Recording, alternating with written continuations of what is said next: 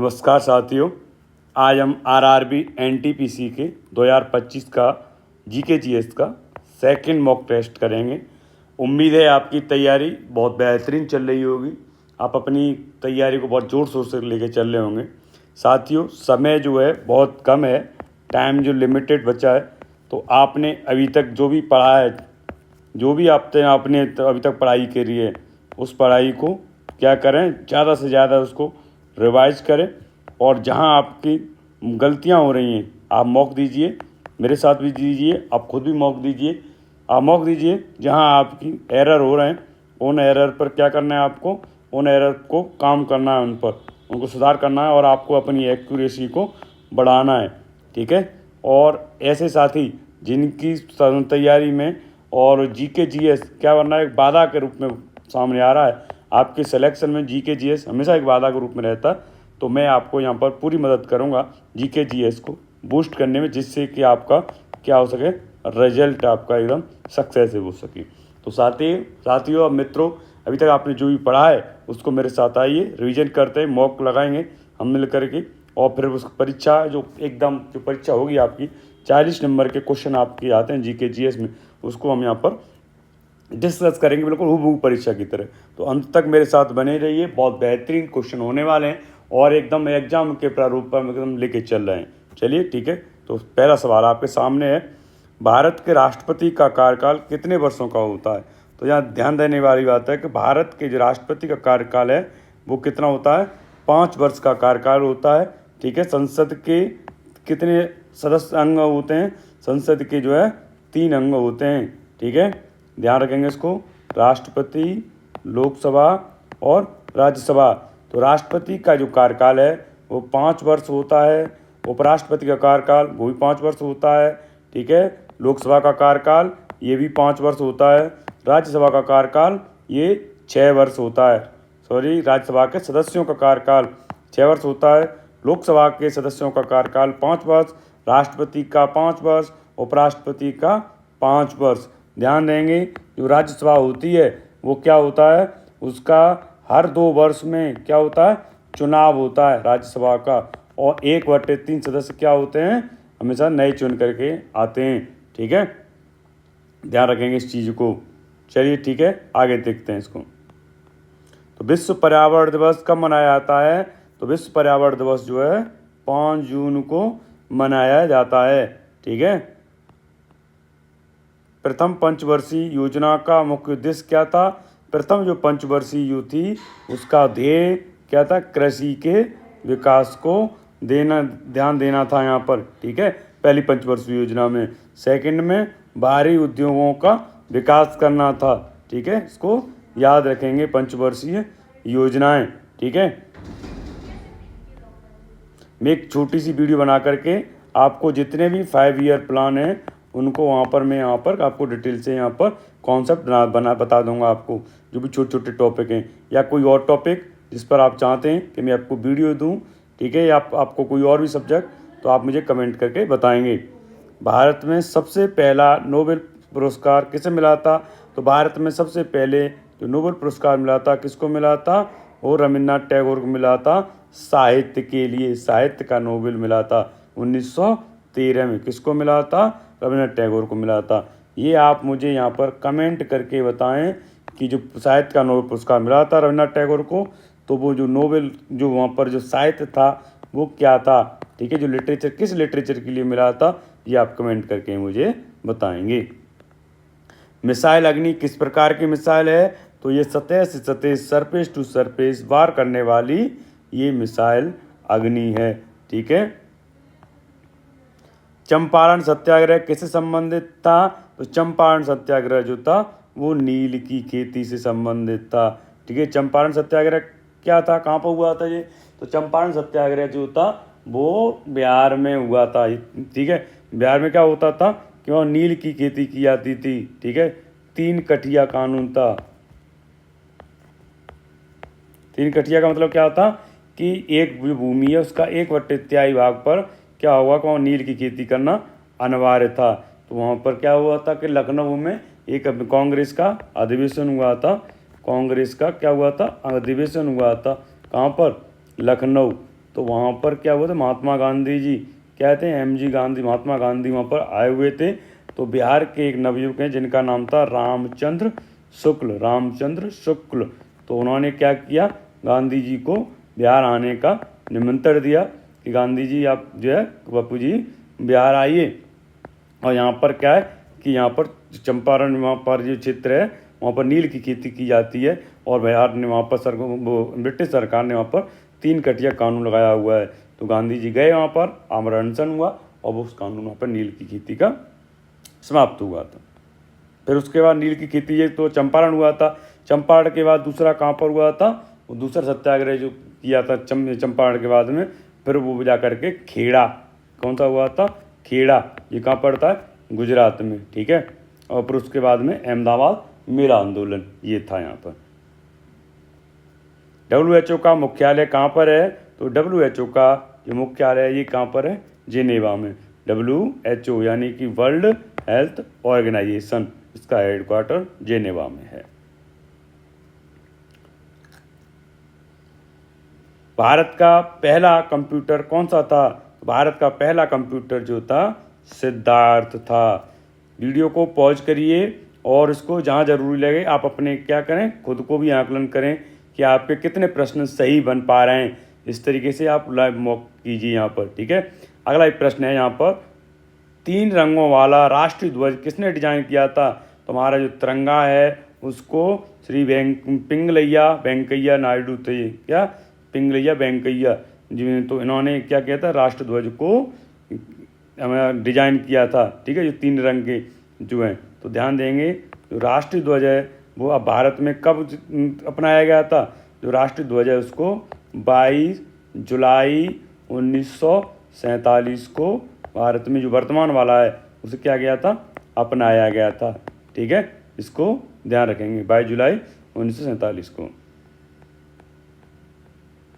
भारत में सबसे बड़ा बंदरगाह कौन सा है, तो भारत में सबसे बड़ा जो बंदरगाह है वो मुद्रा पोर्ट है, ठीक है।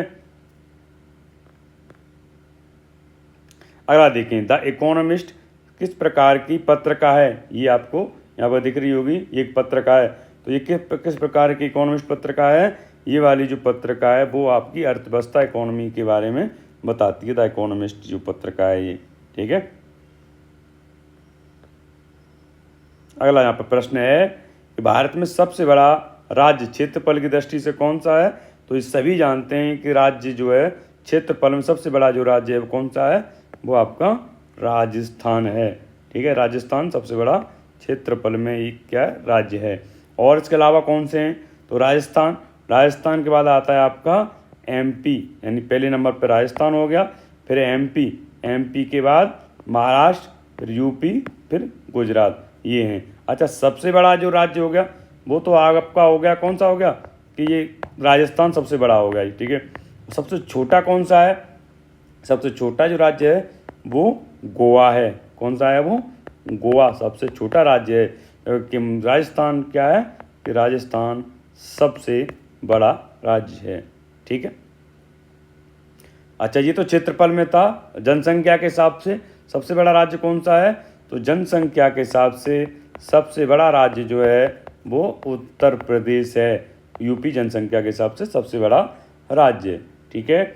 एक प्रश्न जो हो गया, सबसे लंबी तट रेखा वाला कौन सा राज्य है, तो सबसे लंबी तट रेखा वाला राज्य जो है वो आपका कौन सा होगा, सबसे लंबी तट रेखा वाला जो है वो गुजरात है, ठीक है। गुजरात के बाद फिर आता है आपका आंध्र प्रदेश, पहले नंबर गुजरात, फिर आंध्र प्रदेश, सबसे लंबी तट रेखा वाला राज्य है, ठीक।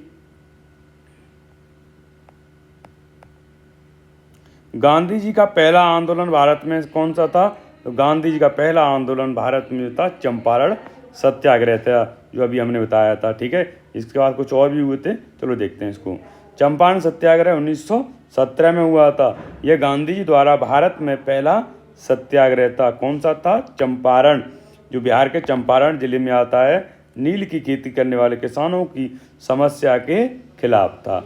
उसके बाद क्या 1917 के बाद में असहयोग आंदोलन, यह क्या था असहयोग आंदोलन, यह ब्रिटिश शासन के खिलाफ असहयोग की नीति थी, अर्थात किसी भी प्रकार से ब्रिटिश सरकार को सहयोग नहीं करना, ठीक है, जिसमें लोगों ने ब्रिटिश सरकार के साथ किसी प्रकार से सहयोग नहीं किया था और ब्रिटिश सरकार के जो संस्थान थे उनका बहिष्कार किया था, यानी वकीलों ने वकालत छोड़ दी थी और जो बच्चे थे जो पढ़ने वाले उन्होंने क्या किया था, कॉलेज संस्थाएं थी वो छोड़ दिए थे, व्यापारियों ने व्यापारिक संस्थान छोड़ दिए थे, ठीक है, और उसके बाद में जो कुछ सरकारी कर्मचारी थे तो सरकार के अंदर जो काम करते थे सभी छोड़ दिए थे, ठीक है। तो ये इसका असहयोग आंदोलन था, ठीक। यहाँ पर एक ध्यान देने वाली बात है कि जो स्टार्ट हुआ था असहयोग आंदोलन वो कब हुआ था, 1 अगस्त 1920 को हुआ था और उसी दिन एक दुखद घटना हुई थी। क्या हुई थी कि इस दिन तिलक जी का यानी बाल गंगाधर तिलक जो हैं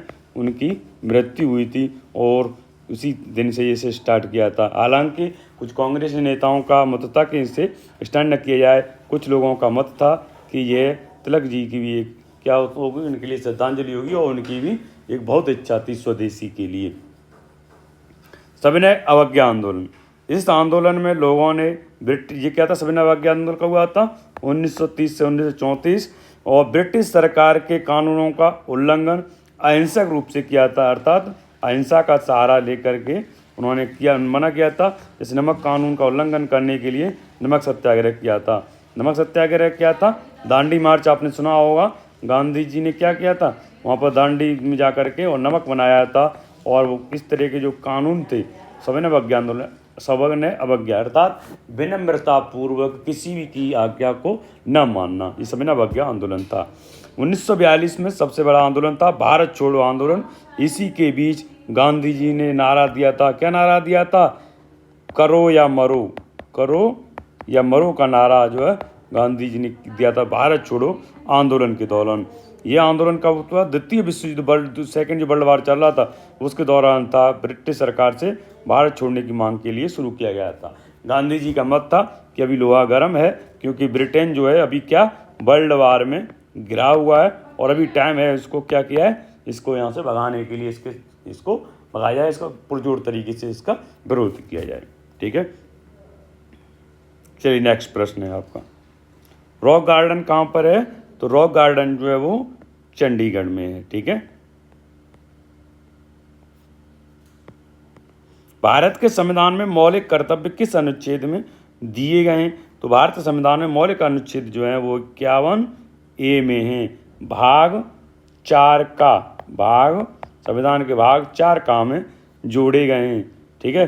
स्वर्ण सिंह समिति, स्वर्ण सिंह समिति की सिफारिश पर ये क्या भाग 4 का में ये जोड़े गए हैं, ठीक है। और आर्टिकल कौन सा, आर्टिकल 51A है। और कौन सा संविधान संशोधन है जिसके तहत जोड़े गए थे, तो 42वें संविधान संशोधन 1976 के द्वारा ये क्या किए गए, इसमें से जोड़े गए, ठीक है। चलिए नेक्स्ट देखते हैं, भारत के पहले प्रधानमंत्री कौन थे, ये तो सभी जानते हैं, नेहरू जी को पहले प्रधानमंत्री थे, ठीक है। अगला देखें, भारत में लोकसभा के सदस्यों की अधिकतम संख्या कितनी हो सकती है, तो ध्यान देना यहाँ पर वो कितनी हो सकती है, 552 हो सकती है, ये संविधान में लिखा हुआ है। लेकिन यहाँ पर क्या हुआ करता था कि 2 सदस्य जो थे वो एक्स्ट्रा कौन से थे, एंग्लो इंडियन हुआ करते थे, यहाँ पर जोड़ने का प्रावधान था लोकसभा में, एंग्लो इंडियन, यानी एंग्लो इंडियन कौन थे, एंग्लो इंडियन ऐसे सदस्य थे जिन जो क्या थे, भारतीय थे लेकिन उनके पिता या पिता के वंश से जो दादा परदादा या कोई भी वो क्या थे, वो यूरोप से थे, ठीक है, यानी वो विदेशी हुआ करते थे, यानी यूरोपियन शक्तियाँ जो थीं वो भारत में आई थी तो उन्होंने आकर के यहाँ से महिलाओं के साथ में शादी की थी, यहाँ परिवार बसाए थे। तो ऐसे व्यक्ति जिनकी माँ भारतीय हो लेकिन पिता या पिता के पद से जो पितृवंश है उनका वो क्या हो, यूरोप से हो, तो ऐसे भारतीयों को ऐसे भारतीय जो हैं उनका निश्चित एक प्रतिनिधित्व बना रहे लोकसभा में, इसके लिए 2 एंग्लो इंडियन का जोड़ने का क्या था, यहाँ पर प्रावधान था। लेकिन अभी क्या किया गया, इन 2 एंग्लो इंडियन को हटा दिया गया यहाँ से, तो अभी वर्तमान में देखा जाए तो 550 सदस्य हो जाते हैं। ये लोकसभा की बात चल रही थी। दूसरी बात, अब बात करते हैं राज्यसभा। तो राज्यसभा में जो राष्ट्रपति है वो कितने सदस्यों को नॉमिनेट करता है, 12 सदस्यों को राष्ट्रपति नॉमिनेट करता है। ये कहाँ से आते हैं, राष्ट्रपति को जब ऐसा समाधान हो जाता है कि राज्यसभा में कला, साहित्य, समाज सेवा इत्यादि क्षेत्रों में राष्ट्रपति को लगता है कि निश्चित प्रतिनिधित्व नहीं है, तो वहाँ पर राष्ट्रपति फिर 12 सदस्यों को राज्यसभा में नॉमिनेट करता है, जिसमें आप देखते होंगे सचिन तेंदुलकर, रेखा, ठीक है, और सचिन तेंदुलकर हुआ, जो रेखा जो हमारे जो एक्ट्रेस हैं जो, ठीक है, तो ये क्या है कि ये भी यहाँ पर आए हुए थे। और वो एक जो भगोड़ा भाग गया, क्या नाम था उसका, विजय माल्या, ठीक है, तो ये लोग भी क्या थे, ये नॉमिनेट थे यहाँ पर, ठीक है। चलिए नेक्स्ट अगला देखते हैं। वेद किस भाषा में लिखे गए? तो वेद जो है वो संस्कृत में लिखे गए हैं, ये तो सभी बच्चे जानते होंगे, वे संस्कृत भाषा में लिखे गए। कुछ जब आप प्रश्न करेंगे वहाँ पर, जब आप रियल टाइम में जब एग्जाम देंगे, तो कुछ क्वेश्चन ऐसे होंगे जो बेसिक होंगे। क्या होंगे? बेसिक होंगे, जिनके आंसर सभी बच्चे जानते होंगे, जिन्हें आप कर लेंगे।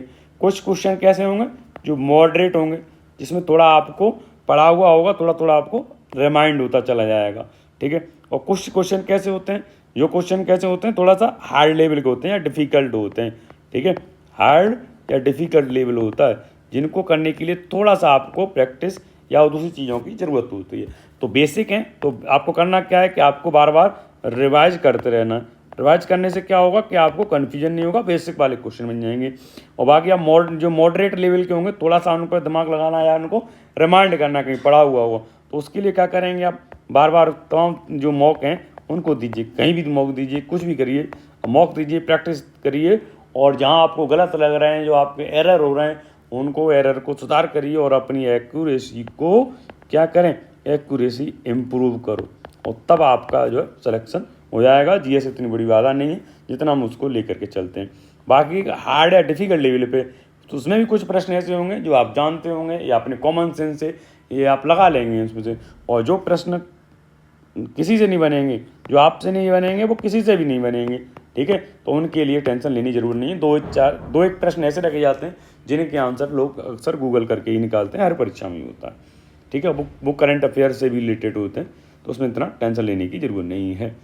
अगला जो प्रश्न है, वसुधैव कुटुंबकम का अर्थ क्या है? तो वसुधैव कुटुंबकम का अर्थ है कि पूरा जो विश्व है वो एक परिवार है, ठीक है, पूरा विश्व एक परिवार है, इसका एक मतलब है। और आपको ध्यान होगा जो G20 शिखर सम्मेलन जो भारत में हुआ था अभी लास्ट टाइम, उसका भी वसुधैव कुटुंबकम ही क्या था, उसका एक टैग लाइन थी, उसका एक यहाँ पर है ना। तो ये भी एक प्रश्न यहाँ पर आपको ध्यान रखना है यहाँ पर, ठीक।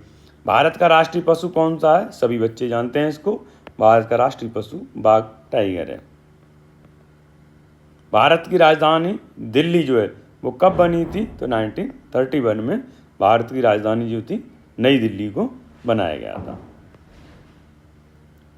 सत्यमेव जयते किस ग्रंथ से लिया गया है? सत्यमेव जयते जो है वो मुंडक उपनिषद से लिया गया है।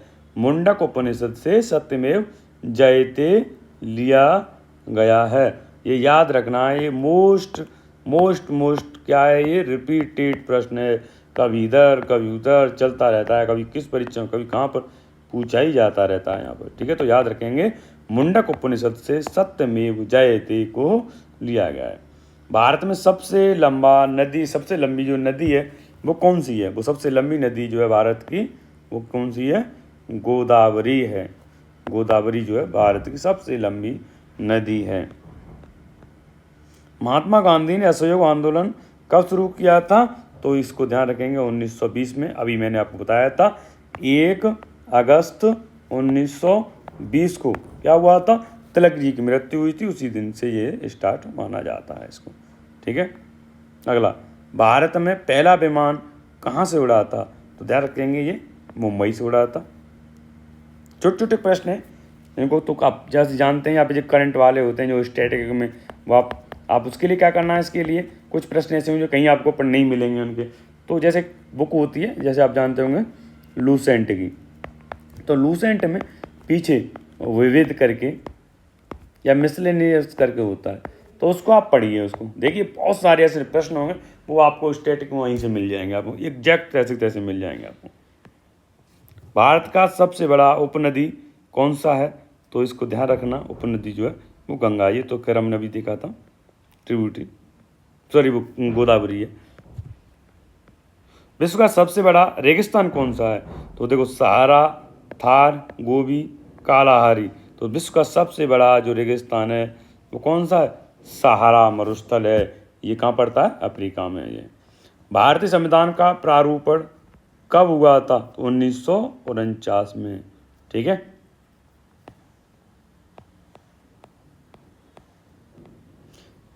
प्रारूपण का मतलब क्या है कि जैसे हमारे भारत है उसकी प्रस्तावना जो बन के तैयार हुई थी, यानी उसमें साइन प्रस्तावना बन के तैयार हुई, संविधान बन के तैयार हुआ था, तो उस जिसको हम क्या है प्रारूप यानी कंप्लीटली वो क्या हुआ था? ड्राफ्टेड बन के तैयार हो गया था। तो कब हुआ था?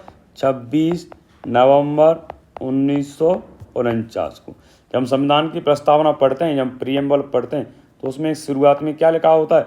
हम भारत के लोग भारत को संपूर्ण प्रभुत्व संपन्न समाजवादी पंथ निरपेक्ष लोकतांत्रिक गणराज्य बनाने dash dash dash dash. Last में क्या लिखा हुआ कि 26 नवंबर 1949 को क्या करते हैं? भारत क्या कहते हैं इसको? आत्मार्पित। ठीक है, आत्मार्पित करते हैं। ठीक है, यानी इसको स्वीकार करते हैं। ठीक है, और अंगीकार करते हैं, अर्थात से भारत का भाग बनाते हैं। ठीक है, तो ये उसमें लिखा हुआ मिलेगा आपको। भारत के किस राज्य को सूरज की धरा कहा जाता है? तो यहाँ पर ध्यान रखना, अरुणाचल प्रदेश को सूरज की धरा, अर्थात सूरज की धरा मतलब क्या हुआ कि सूरज का देश, सूरज की धरती अरुणाचल प्रदेश कहा जाता है, क्योंकि भारत में सबसे पहले जो अरुणाचल प्रदेश में ही सूरज दिखाई देता है। ठीक। भारत का राष्ट्रीय पक्षी कौन सा? ये तो बहुत खतरनाक क्वेश्चन आ गया। सबसे भारत का राष्ट्रीय पक्षी जो है वो मोर पीकॉक है, सभी बच्चे जानते होंगे। भारत का प्रथम अंतरिक्ष उपग्रह कौन सा था? ये आर्यभट्ट था। ये बहुत रिपीटेड है, पिछले मॉक में भी था, इसमें भी है। लगातार जब तक आपकी परीक्षा होगी तब तक मैं इसको लगभग क्या कराता रहूँगा, मॉक को आपको कराता रहूँगा। आप अपनी तैयारी का आकलन करते रहें इसमें से। ठीक है। अगला प्रश्न है, जलियांवाला बाग हत्याकांड कब हुआ था? तो सभी बच्चे जानते हैं जलियांवाला बाग हत्याकांड 1919 में हुआ था। हुआ क्या था कि 1919 में एक एक्ट बनाया गया था जिसका नाम था रॉलेट एक्ट। क्या नाम था? रॉलेट एक्ट था। ठीक है, जिस एक्ट के तहत क्या था कि बिना अपील, बिना दलील क्या किया सकता था? किसी को भी गिरफ्तार किया जा सकता था। ठीक है, तो उसके लिए क्या हुआ था कि इसको रॉलेट एक्ट के विरोध में एक जनसभा बुलाई गई थी। कहाँ पर जनसभा बुलाई गई थी? ये अमृतसर में जलियांवाला बाग में। ठीक है, तो क्या बुलाई गई थी? जनसभा बुलाई गई थी। तो उस जनसभा में क्या हुआ था कि वहाँ पर जनरल ओडायर ने क्या कर दिया था? गोली चलवा दी थी। ठीक है, जनरल ओडायर। का पहला महिला राष्ट्रपति कौन थी? तो सभी जानते होंगे प्रतिभा देवी सिंह पाटिल, भारत की प्रथम महिला राष्ट्रपति। भारत का कौन सा भारतीय त्यौहार दीपों का त्यौहार कहा जाता है? सभी जानते हैं, दिवाली। इजी क्वेश्चन है ये तो यहाँ पर। ठीक है, भारत में भारतीय रिजर्व बैंक की स्थापना कब हुई थी? तो 1 अप्रैल 1935 को हुई थी। रामायण किस भाषा में लिखा गया है? तो रामायण को जो लिखा गया है वो किस में लिखा गया है? संस्कृत में लिखा गया है। ठीक है, और वहीं आप देखेंगे ये वाल्मीकि द्वारा जो रामायण लिखी गई है वो संस्कृत भाषा में, और जो रामचरितमानस जो है वो तुलसीदास कृत है और उसे अवधी भाषा में लिखा गया है। ठीक है, भारतीय स्वतंत्रता संग्राम में नमक सत्याग्रह कब हुआ था? तो ये 1930 में हुआ था, नमक सत्याग्रह। ठीक है, और गांधी जी ने दांडी मार्च किया था, और उसको जाकर के वहाँ पर क्या किया था? गांधी दांडी मार्च करने के बाद और फिर इसे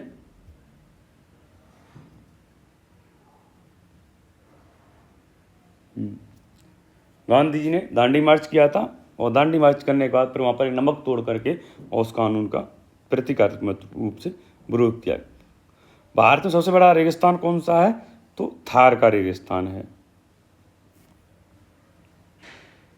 भारतीय संविधान के निर्माण के लिए संविधान सभा का गठन किया गया था 1946 में किया गया। 9 दिसंबर 1946 को गठन किया गया था संविधान सभा का। डेट ध्यान रखेंगे, 9 दिसंबर 1946 को संविधान सभा का गठन किया गया था। संविधान सभा का, ठीक है, गठन। और फिर 2 दिन बाद 11 दिसंबर 1946 को क्या किया गया था, किस यहाँ पर सच्चिदानंद सिन्हा को, डॉक्टर सच्चिदानंद सिन्हा को क्या बनाया गया था, अस्थायी यानी टेम्परेरी अध्यक्ष बनाया गया था। फिर 2 दिन बाद 13 दिसंबर 1946 को क्या हुआ था, वहाँ पर डॉक्टर राजेंद्र प्रसाद को, डॉक्टर राजेंद्र प्रसाद ये कौन बने थे, ये स्थायी अध्यक्ष बन गए थे, परमानेंट ये अध्यक्ष बने थे, स्थायी अध्यक्ष। और एस.सी. मुखर्जी को क्या बनाया गया था, एस.सी. मुखर्जी को उपाध्यक्ष बनाया गया था, ठीक है। और 13 दिसंबर 1946 को ही पंडित जवाहरलाल नेहरू ने क्या किया था कि जो हमारी भारत के संविधान है उसकी जो प्रस्तावना है उसको भी पेश किया था, ठीक है। तो ये क्रोनोलॉजिकल आपको याद रहेगा। भारत के पहले वित्त मंत्री कौन थे, तो भारत के पहले जो थे वो आर के षणमुख चेट्टी थे, ठीक है।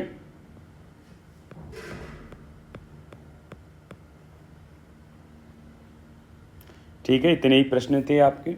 उम्मीद है आपको वीडियो पसंद आई होगी। अगर आप नए हैं तो चैनल को सब्सक्राइब करें